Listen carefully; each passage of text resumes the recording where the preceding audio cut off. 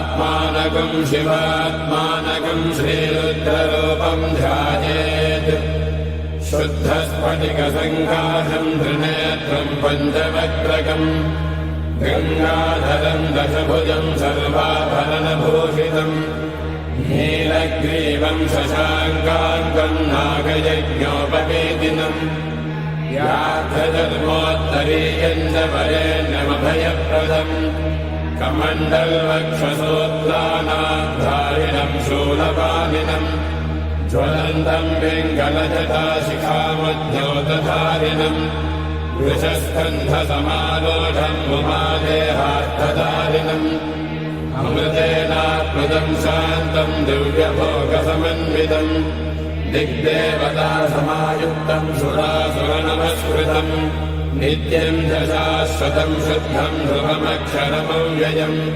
सर्वव्यापिनमीशानम् रुद्रम् वै विश्वरूपिणम् एवम् ध्यात्वा द्विजः सम्यक् ततो यजनमारभेत्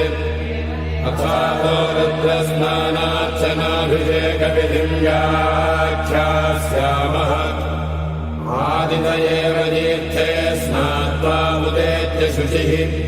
रजतो ब्रह्मचारी शुक्रवासा देवाभिमुखः स्थित्वा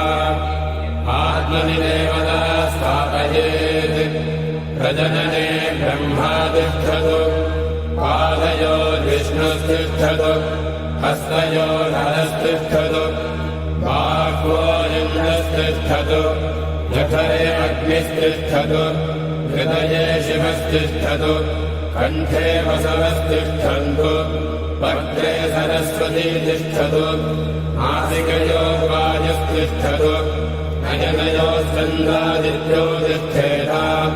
कर्णयोरश्विनौ तिष्ठेताम् ललाटे रुद्रास्तिष्ठन्तु मूर्ध्नादित्यास्तिष्ठन्तु शिरसि महादेवस्तिष्ठतु शिखायाम् वामदेवस्तिष्ठतु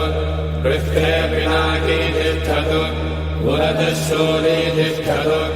पार्श्वजो शिवाशङ्करो तिष्ठेताम् सर्वतो वायुस्तिष्ठतु ततो बहिः सर्वतोऽग्निज्वालामाला परिवृतस्तिष्ठतु सर्वे शृङ्गेषु सर्वा देवता यथास्थानम् तिष्ठन्तु मागुम् रक्षन्तु ॐ अग्निर्मे वाचिः श्रितः वाहृदये हृदयम् मयि अहममृते अमृतम् ब्रह्मणि वायुर्मे